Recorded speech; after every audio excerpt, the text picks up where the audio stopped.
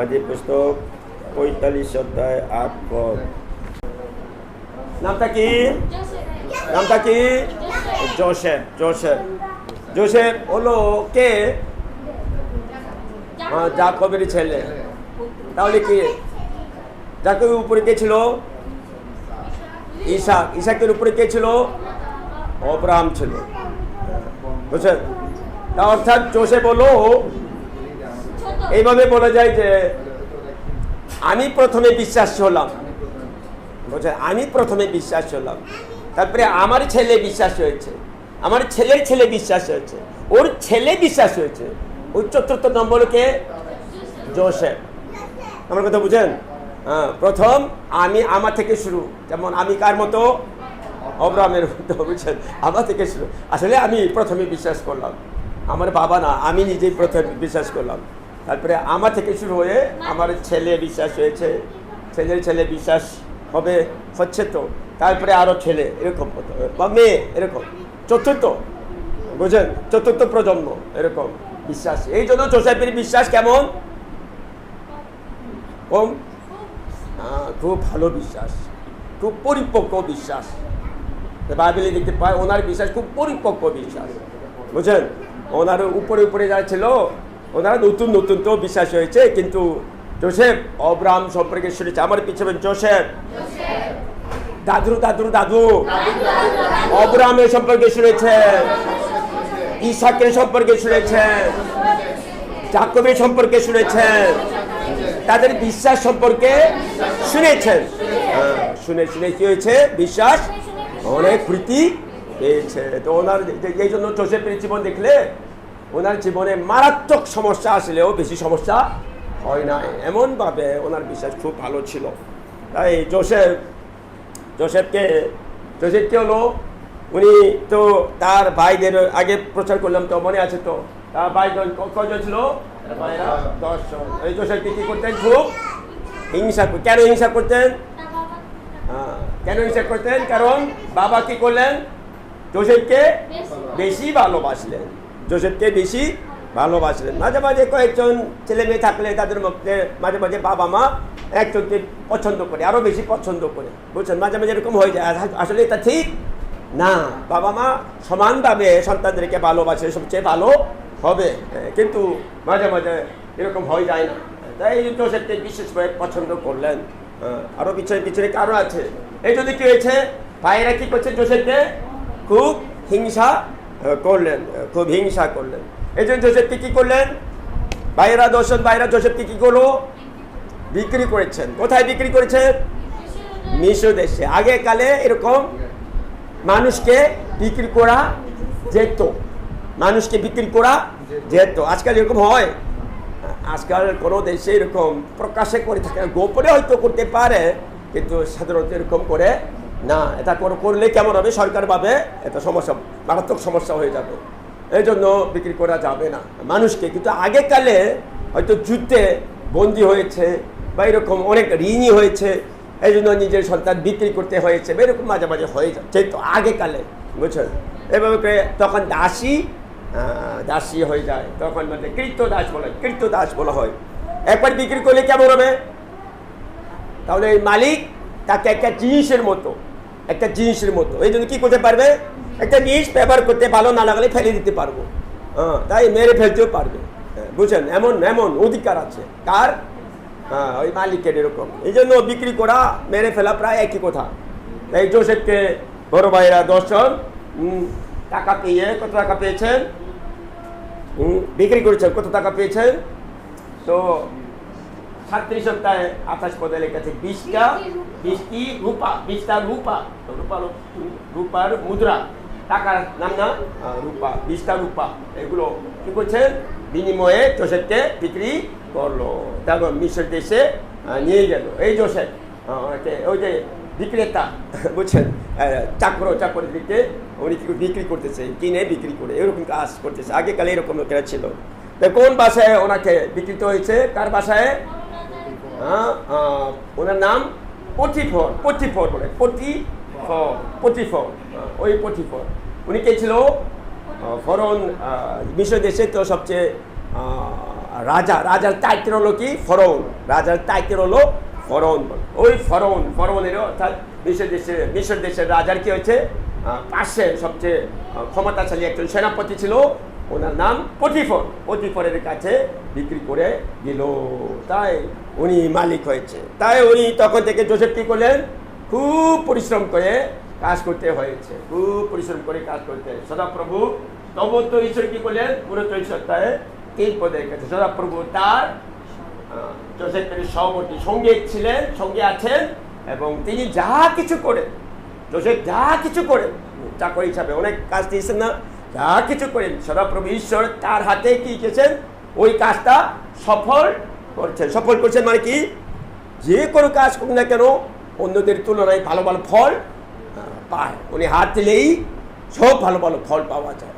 উনি কোনো ছাগল দেখাশোনা করলে ছাগলের বাচ্চা আগে 1টা 2টা হতো, কিন্তু একসাথে 3টা 4টা হয়ে যায়। এমনভাবে মানে কি উনি হাত দিলে মানে সব ছাগল মোটা সত্তা হয়ে যায়, মারাও যায় না। এমনভাবে মানে কি মালিক দেখলে বোঝা যাবে উনি এত ভালোই দেখাশোনা করে। তারপরে মনে কোনো রকমভাবে উনি এত ভালোই সব কিছু উনি ভালোই করতেছেন, এরকম দেখতে পেয়েছেন। কে দেখতে পেয়েছেন? হ্যাঁ, এটা মালিক দেখতে পেয়েছেন, পটিফর মালিক দেখতে পেয়েছেন। উনি যা কিছু করেন, খেতে হোক, পশুদের মতে হোক, এমনকি ওই যে অফিসের কাজ হলেও সব কিছু ভালো ভালো করতেছে অন্যদের তুলনায়। অন্য চাকরিরা সাধারণত কীভাবে কাজ করে? দাসেরা একবার দাস হয়ে গেলে ওখান থেকে মুক্তি পাওয়া যাবে না, সারা জীবন ওই চাকর হিসাবে থাকতে হবে। সাধারণত আগেকালের নিয়ম এরকম ছিল। এই জন্য কি একবার দাস হয়ে গেলে কি নাই, ভবিষ্যতে কোনো স্বাধীনতা নাই এবং ভবিষ্যতে কোনো আশা নেই। ওখানে মানে থাকতে হবে, ওই যে মালিকের অধীনে থাকতে হবে। পালিয়ে গেলে ধরা পড়লে মেরে ফেলা হবে। এই জন্য মানে কি দাসেরা শুধু কাজ মালিক যেভাবে কথা বলে সেভাবে করতে হবে। কিন্তু ওই যে দাসের কি একটা বিষয় আছে, দাস ঠিকমতো কাজ করবে? দাসী ঠিকমতো কাজ করবে? কাজ করবে যতদূর সম্ভব কি করতে চাই না, কাজ করতে চাই না। হ্যাঁ, কেন চাই না? ভালো কাজ করলেও কোনো লাভ হবে না, সাধারণত কোনো লাভ হবে না। কেন লাভ হবে না? সাধারণত এগুলো দাস তো সারা বাকি একই কাজ করতে হবে, ওটা করো এটা করো। এই জন্য দাসেরা সাধারণত কীভাবে কাজ করতো? যতদূর সম্ভব দেরিতে কাজ করতো। এটা নিয়ে যাও, আস্তে আস্তে নিয়ে যায়, আমার শক্তি কম, আস্তে আস্তে নিয়ে যায়, বুঝছেন? তাড়াতাড়ি নিয়ে যায় না। হ্যাঁ, তাড়াতাড়ি করলে কেমন হবে? এইদিকে করো, ওটা করো, তাহলে কেমন হবে? অনেক পরিশ্রম হয়ে যায়। এই জন্য দাসেরা সাধারণত এরকম আগ্রহ সহকারে বিশ্বস্তভাবে কাজ করে থাকে না, কারণ নিজের কাজের মতো না। হ্যাঁ, বুঝছেন? এই জন্য দাসেরা সাধারণত দাসের মন, যাদের অন্তরে দাসের মন থাকে, তারা কি বলে? যখন মালিক দেখে না তখন কি করবেন? দাসেরা ঘুমাবো, ভালো সময় পেয়েছে, ঘুমাবো, বুঝলেন? বিশ্রাম পায়। মালিক দেখলে কিছু কাজ করার মতো, মালিক বকা দেবে তো, মার দেবে, এই জন্য কাজ করার মতো। কিন্তু মালিক না দেখলে কি করবেন? ঠিক আছে, আমি ঘুমাবো। যতদূর সম্ভব আরামায় এসে কাজ করতে চায়। কারণ দাস ভালোই কাজ করলে বেতন দেওয়া যাবে না তো, বেতনও দেয় না তো, বুঝলেন? শুধু খাবার দেয়, কাজ করায়। এই জন্য দাসেরা সাধারণত ভালো কাজ করে থাকে না। কীভাবে ঠকাবো, কীভাবে মালিক না দেখলে কীভাবে আরামায় এসে শুয়ে থাকবো, কাজ তত যেমন ধীরে কাজ করবো, এরকম। কিন্তু জোসেফ কেমন ছিল? জোসেফ দাস হলেও এত বিশ্বস্তভাবে মানুষ, মানে মালিক দেখুক বা না দেখুক, একটা কাজ দিলে এত বিশ্বস্তভাবে, এত তাড়াতাড়ি যত সম্ভব চেষ্টা করেছে, প্রাণপণ চেষ্টা করেছে। এই জন্য মালিক অবাক হয়ে গেছে। এরকম দাস জীবনে প্রথম দেখলাম। তো এরকম দাস জীবনে প্রথম দেখলাম। তাই এই জন্য মালিক দেখলেন এই জোসেফ, এবং জোসেফের এত বিশ্বস্তভাবে ভালোই কাজ করতেছেন, এবং জোসেফ হাত দিলে সব ভালো হয়ে যায়। তাই মালিক কি মনে করছে কি, জোসেফের কে আছেন? জোসেফের পিছনে কে আছেন? চোখে দেখতে না পারলেও মিশর দেশের লোকের সাধারণত দেবতাকে পূজা করতো, দেবতাকে বিশ্বাস করতো, কিন্তু মনে করছে ওনার পিছনে কোনো দেবতা আছে। এই জন্য উনি কি করতেছেন? ওই যে জোসেফকে সব দিক থেকে সাহায্য করতেছেন, এত ভালোই কাজ করতেছেন। মালিক এগুলো সব দেখতে পাইলেন, সব দেখলেন, মালিক দেখতে পাইলেন।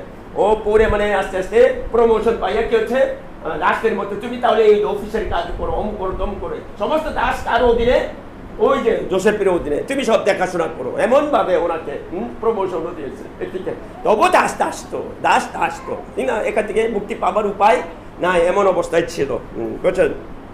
তাই এইভাবে জোসেফ খুব বিশ্বাসভাবে আক্রোশকে ভালোই কাজ করেছেন। কেন ওইরকম কাজ করেছেন? কারণটা কি? কেন এত আক্রোশ করে? দাস থেকে কোনো মতে মুক্তি পাবে না, কোনো স্বাধীনতা পাবে না, তবুও এত বিশ্বস্তভাবে কাজ করলেন কেন? জোসেফ কেন এরকম কাজ করলেন? ঈশ্বর দেখতেছেন। মুখস্থ করেছেন আজকে, মুখস্থ করেছেন। তুমি আমাকে এখানে পাঠিয়েছ। ওই যে তার 10 বড় ভাইরা ওনাকে বিক্রি করেছেন, তা না, বিক্রি করেছেন, কিন্তু আসলে কে পাঠিয়েছেন আমাকে? ঈশ্বর পাঠিয়েছেন। কোথায় পাঠিয়েছেন? মিশর দেশে, অর্থাৎ কোথায় এখন? ফরন। ফরন না, কার?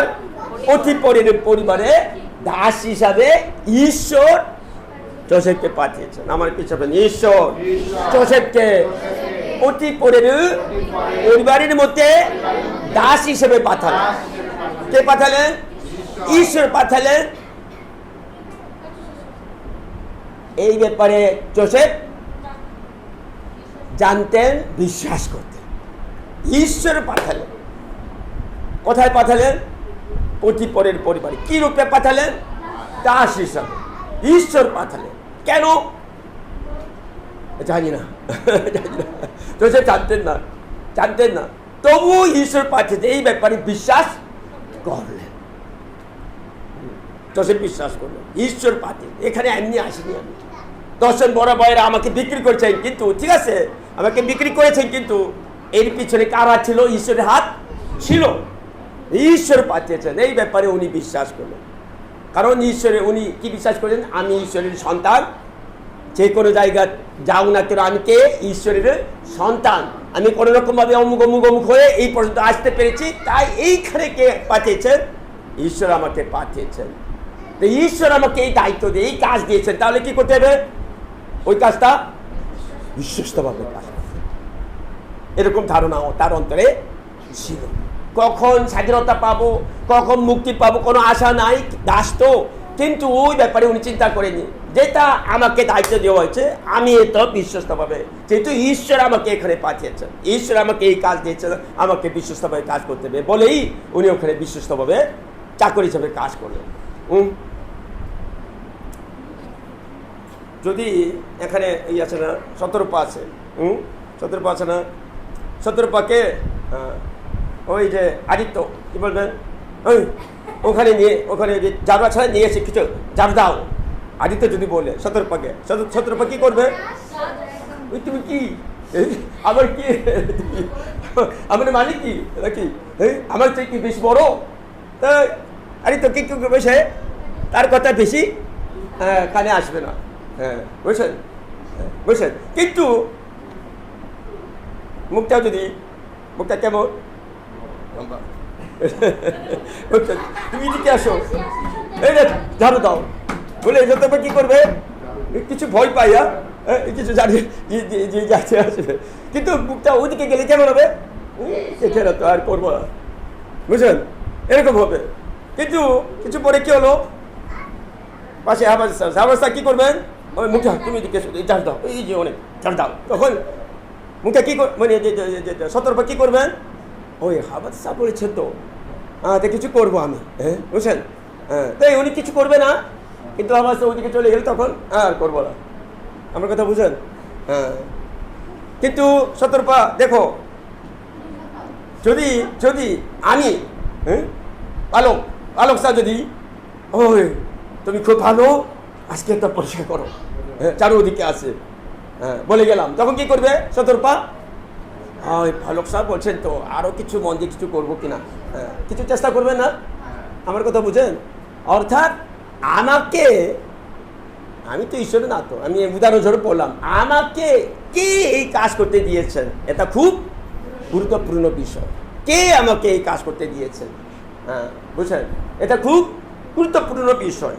গুরুত্বপূর্ণ বিষয়। যোসেফ কি মনে করেছেন, আমি চাকর দাস হলেও কি ঈশ্বর আমাকে এখানে পাঠিয়েছে এই পতিপারের পরিবর্তে, তারপরে আমি দাস হলেও ঈশ্বর এই কাজ আমাকে দিয়েছেন, এরকম মনে করে উনি বিশ্বস্তভাবে কাজ করলেন। কারণ আমি ঈশ্বরের সন্তান, আমি অব্রাহাম থেকে ইসাক থেকে পূর্বপুরুষ থেকে সব শুনেছি ঈশ্বর সঙ্গে আছেন। উনি বিশ্বাস করে উনি বিশ্বস্তভাবে কাজ করলেন, বিশ্বস্তভাবে কাজ করলেন। বুঝতে পেরেছেন? তাই পতিফর ওনাকে দেখে খুব খুশি হয়ে যে কোনো কাজ হোক না কেন যোসেফকে দিলে, আর ঠিক আছে উনি ভালো করবে, আর দেখাশোনা অন্য কিছু চিন্তা করার দরকার নেই, এভাবে যোসেফ। বুঝছেন? এই জন্য যোসেফ এইভাবে পরে যোসেফ করেছেন না।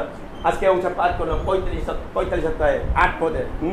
অতএব তোমরাই, দর্শন বড় ভাইরা যোসেফ বিক্রি করেছে, তোমরাই আমাকে এই স্থানে পাঠিয়েছে, তা নয় ঈশ্বরই আমাকে পাঠিয়েছেন। উনি মানে পরে কি হয়েছে, ওনার পোশাক দেখবেন, উনি কি হয়েছে, উনি মানে কি শাসন করতে হয়েছে ফরন রাজার পাশে, প্রধানমন্ত্রীর মতো, রাজার পাশে প্রধানমন্ত্রীর মতো উনি হয়েছে। কিন্তু পরে যে দর্শন বড় ভাইরা ওনার সঙ্গে সাক্ষাৎ করেছে, তখন দর্শন বড় ভাইরা খুব ভয় পেয়েছে, মানে আমরা ওনাকে বিক্রি করলাম মেরে ফেলার মতো। কিন্তু যোসেফ বলছেন, না না, তোমরাই আমাকে এখানে পাচ্ছিস, তা না, ঈশ্বর আমাকে পাচ্ছেন, এরকম কথা বলেছেন। তাই আমরা ঈশ্বরের সন্তান, যারা যিশুকে বিশ্বাস করে ঈশ্বরের সন্তান হয়ে যায় না। ঈশ্বরের সন্তান হলে কি, ঈশ্বরের সন্তান হয়ে গেলে ওইরকম মন দিয়ে কাজ করলে ভালো হবে। যে কোনো কাজ করুন না কেন ওইরকম মন দিয়ে কাজ করলে সবচেয়ে ভালো, আশীর্বাদ যুক্ত হবে। কলসিয়ার 2:22 থেকে 24 পদে লেখা আছে দাসেরা, আবার দাসেরা লেখা আছে। ওই যে 2000 বছর যিশুর কালেও দাস ছিল কিছু, এই জন্য দাসেরা তোমরা তোমাদের প্রভু, এখানে তোমাদের প্রভুকে মালিককে বোঝায়, জাগতিক মালিক, তোমাদের মালিক, মালিক আছে না, মালিকের বাধ্য হও, মালিকের কথা শুনো। কারণ চাকরদের মধ্যে কেউ যিশুকে বিশ্বাস করলেন, চাকরদের মধ্যে কেউ কি যিশুকে বিশ্বাস করে। তখন পৌলের মধ্যে ঈশ্বরকে বলছেন, তোমরা কার কথা শুনো, জাগতিক মালিক আছে না, মালিকের কথা শুনো, মালিকের কথার বাধ্য হো। তারপরে কি করবে না, চাক্ষুষ সেবা করো না। আমার পিছনে চাক্ষুষ সেবা করো না। চাক্ষুষ সেবা মানে কি, চাক্ষুষ সেবা মানে কি, মালিক দেখলে কাজ করার মতো, মালিক না দেখলে আরামে শুয়ে থাকবো, এরকম। বুঝছেন? চাক্ষুষ সেবা করবে না, বুঝছে বলতে, কিন্তু অন্ত করে নিল সরলতা, বাধ্য মালিকের কথা শুনো, যাহা কিছু করো না কেন মন প্রাণ দিয়ে কাজ করো। এইটা মানুষের কাজ না, মানুষের কাজ বলে নয়, কিন্তু কার কাজ, এখানে পুরোপুরি ঈশ্বরের কাজ বলে করো, ওইভাবে করো প্রভুর কাছ থেকে। তাহলে ঈশ্বরের কাছ থেকে কি পাবে, প্রতিদান পাবে। ঈশ্বর কত আশীর্বাদ দেবেন, তোমরা প্রভু যীশু খ্রিস্টের সেবা করছো। এরকম কাজ করলেও যীশুর নামে, ঈশ্বরের নামে যদি করে, তাহলে ঈশ্বর সবকিছু দেখে তিনি কি করবেন, একদিন কি দেবেন, প্রতিদান দেবেন, পুরস্কার দেবেন, আশীর্বাদ করবেন, এরকম কথা। যোসেফের জীবনে পরে দেখা যায় এত আশীর্বাদ পেয়েছে, আমরা দেখতে পাই, ঠিক না? তাই যোসেফ তারপরে কি হচ্ছে, এত বিশ্বস্তভাবে কাজ করলেন, তারপরে কি হয়েছে, পরে উনি আবার আরো খারাপ জায়গায় নিক্ষিপ্ত হয়েছে। কোন জায়গা, কারাগারে, অর্থাৎ জেলখানায় নিক্ষিপ্ত হয়েছে না, জেলখানায় নিক্ষিপ্ত হয়েছে। জেলখানায় নিক্ষিপ্ত হওয়ার পরেও উনি কি করছে, ওখানে যে দায়িত্ব ওনাকে দেওয়া হয়েছে, ওই দায়িত্ব খুব বিশ্বস্তভাবে পালন করেছেন, ওই দায়িত্ব খুব বিশ্বস্তভাবে পালন করেছেন। কেন এরকম বিশ্বস্তভাবে পালন করেছেন? জেলখানার মধ্যেও আরো খারাপ জায়গা তো, একেবারে নিরাশে কান্নাকাটি করে, আর আমি চলবো না, আমার জীবন শেষ, যেখান থেকে কখন বের হয়ে আসবো, কোনো আশা নাই, আরো খারাপ অবস্থায় পড়ে গেলাম, আমি কিছুই করবো না, এরকম থাকতে পারতো। কিন্তু যোসেফ কি করলেন, এখানে কে আমাকে এই যেখানে পাঠিয়েছেন, একই কথা মুখস্থ করলাম না, তোমরাই আমাকে এই স্থানে পাঠিয়েছ, তা নয়, ঈশ্বরই আমাকে এই যেখানে পাঠিয়েছো। এই জন্য উনি কি করেন, জেলখানায় থাকাকালীন সময়েও উনি বিশ্বস্তভাবে কাজ। আসলে জেলখানায় পাঠিয়েছেন যোসেফকে, তার কারণে এরকম হয়েছে, পতিফরের স্ত্রী, ভালোই বলছেন, মনে আছে। পতিফরের স্ত্রী কি করলেন, পতিফরের স্ত্রী যোসেফকে খুব প্রলোভন দেখালেন না, প্রলোভন, তুমি আমার সঙ্গে কি করো, বাসায় কেউই নাই, আমার সঙ্গে শয়ন করো, আমার সঙ্গে ব্যভিচার করে, এরকম মানে শয়ন করো, স্বামী নাই, আমি একা, কেউই নাই। কিন্তু যোসেফ কি বলছেন, যোসেফ না, এটা করা যাবে না। কেন করা যাবে না? কে দেখছেন? সব সময় উনি মনে করছে ঈশ্বর আছেন, সঙ্গে আছেন, সব কিছু দেখতে পাচ্ছেন। ঈশ্বরের সম্মুখে এই মহাকর্ম মহা দুষ্কর্মান করতে পারবো না। তাই তখন কি প্রতিপক্ষ স্ত্রী কি করছে? এটা কার কাপড়? জোসেফের বাইরের কাপড়, বুঝছেন?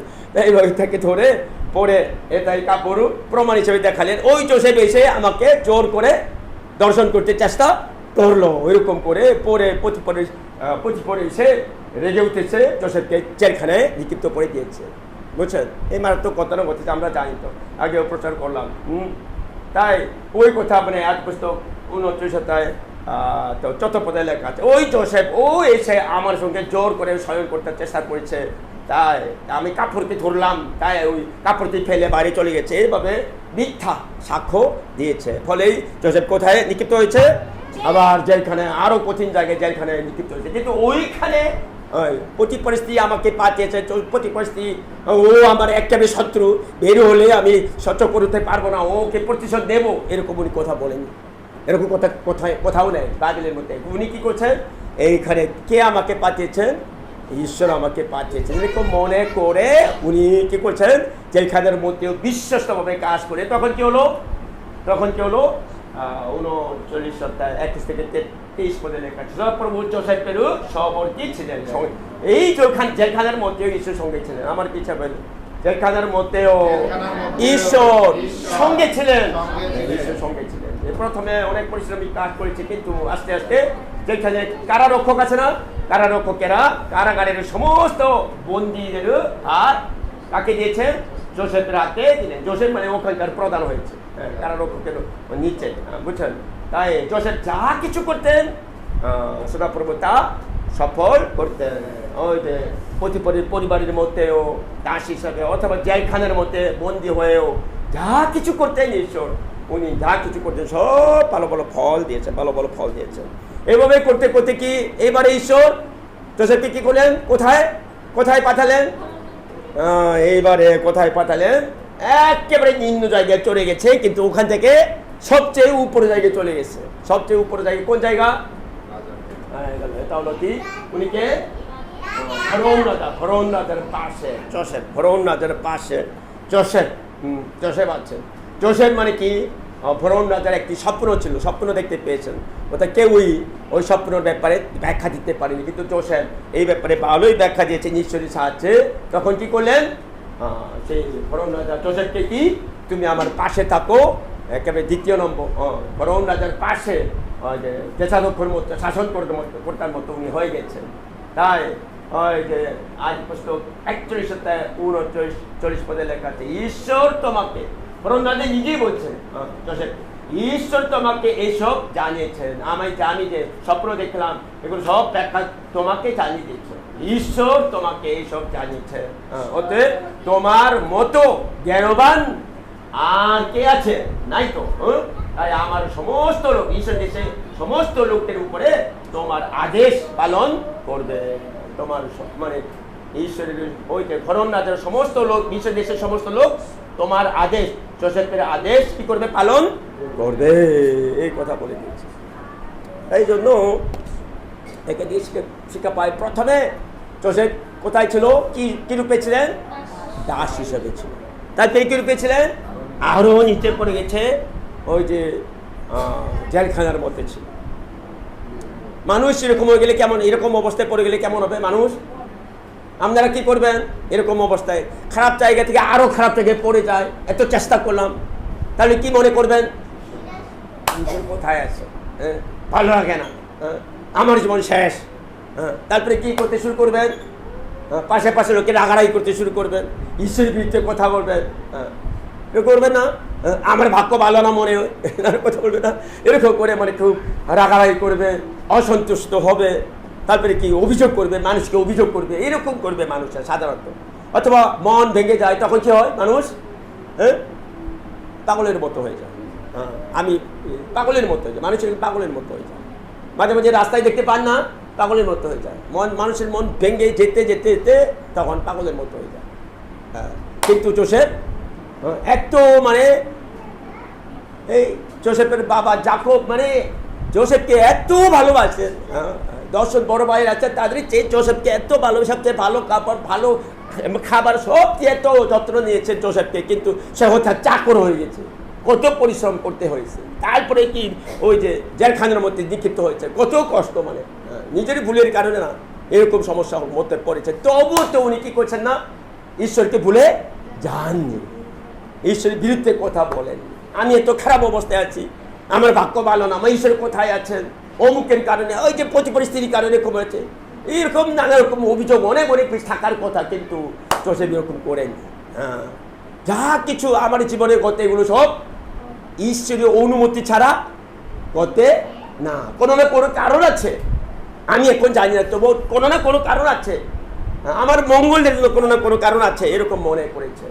এই জন্য ঈশ্বর, তবু ঈশ্বর সঙ্গে আছেন, উনি বিশ্বস্তভাবে কাজ করতে চেষ্টা করেছেন, প্রার্থনাপূর্বক কাজ করতে চেষ্টা করেছেন। তখন কি হলো, তখন ঈশ্বর কি করলেন, তাকে কোথায়, ফরৌনের পাশে এত উচ্চ পদে ওনাকে উচ্চকৃত করেছেন।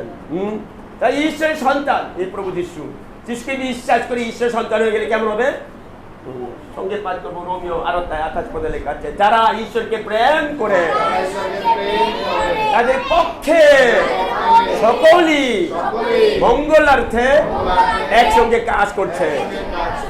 সকলই বলতে গেলে মানে খারাপ কাজ হোক, আমার চোখে খারাপ কাজ, ভালো কাজ, যা কিছু ঘটুক না কেন, ওইগুলো কি আমার মঙ্গলের জন্য একসঙ্গে কাজ করবে। হ্যাঁ, অনেক আগে আমি কিছু উদাহরণ দিলাম না, আমার জীবন, আমি যিশুকে বিশ্বাস করার আগে আমি ওই এখানে ছাত্রছাত্রীরা আছে, আমিও বিশ্ববিদ্যালয়ের পরীক্ষাতে 2 বার ফেল করেছি। হ্যাঁ, 2 বার ফেল করেছি। হ্যাঁ, বুঝছেন, প্রথম ফেল করেছি, আরেক বছর এত চেষ্টা করেছি, 1 নম্বরের কারণে আবার ফেল করেছি। হ্যাঁ, বুঝছেন, আমি তখন মনে করলাম, আমি ওই যেদিন দ্বিতীয়বারে ফেল করেছি সেই দিন ভোরবেলা সকালবেলায় খবর কানে আসলো 1 নম্বরের কারণে ফেল হয়েছে। তখন এই খবর শুনে আমার একেবারে শক্তিহীন অবস্থা হয়েছে, এবং তারপরে কি শ্বাস নিঃশ্বাস ঠিক মতো করতে পারি না,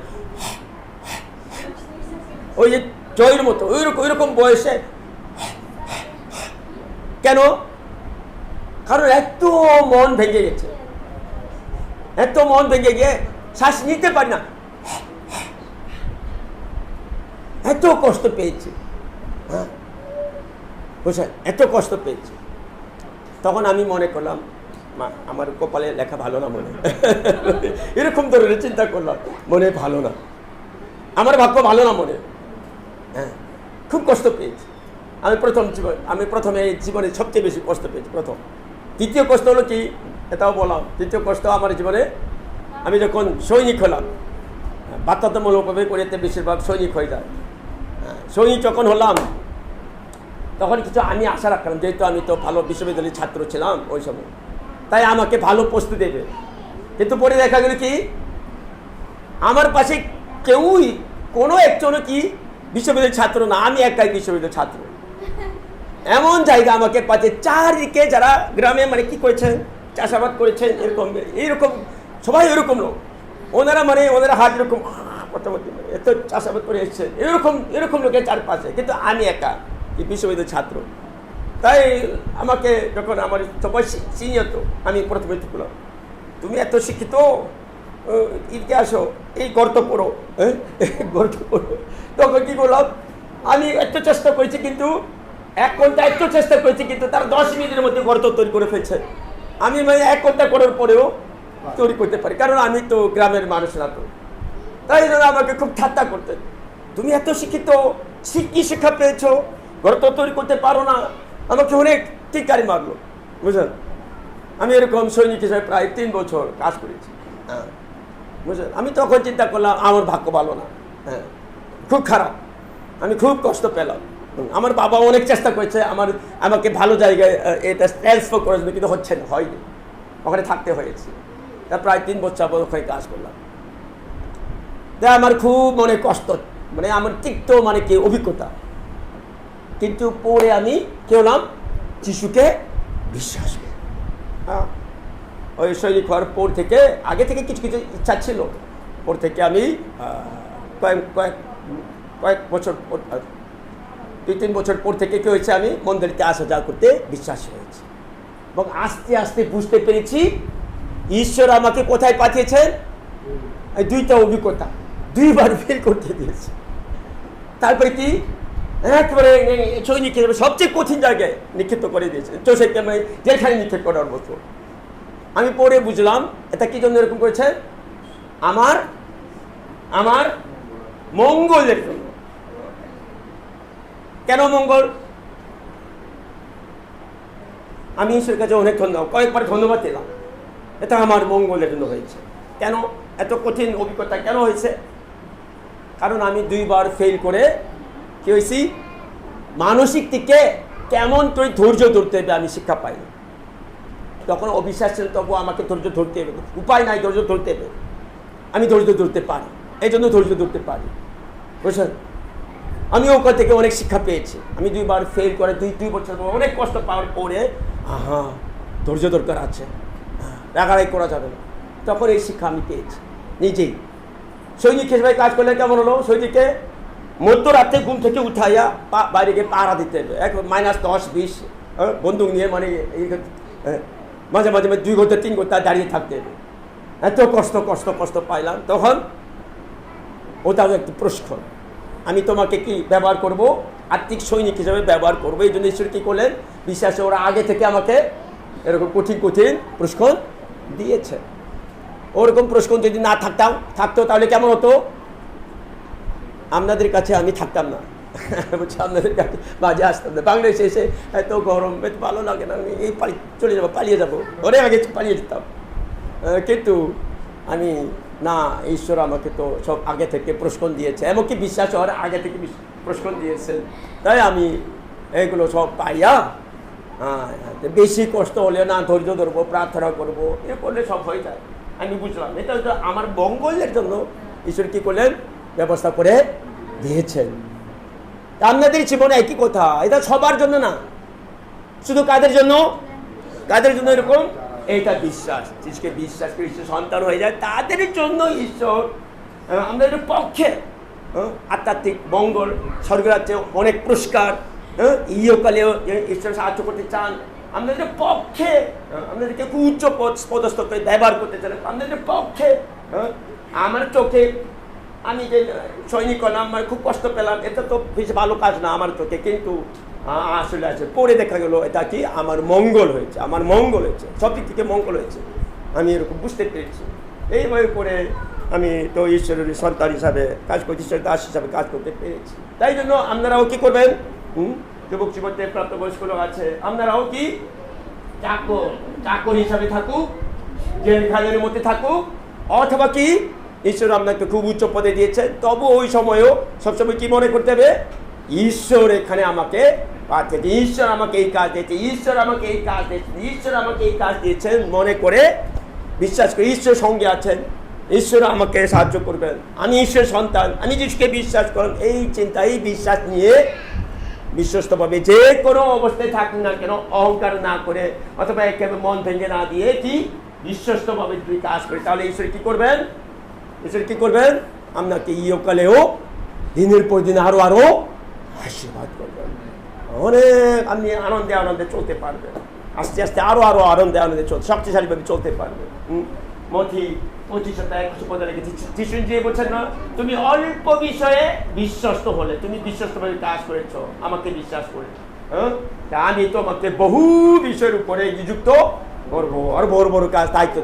আগে মানে চাকরি ছিল, সবচেয়ে ছোট দায়িত্ব ছিল চাকর, কিন্তু পরে তো কষ্ট পেয়েছেন, কিন্তু ওই সময়ের দায়িত্ব পালন করতে করতে সমস্ত সেই মিশ্র দেশে উনি উপরে মানে কি এরকম সাংঘাতিক দায়িত্ব নিয়ে ভালোই কাজ করতে পেরেছেন।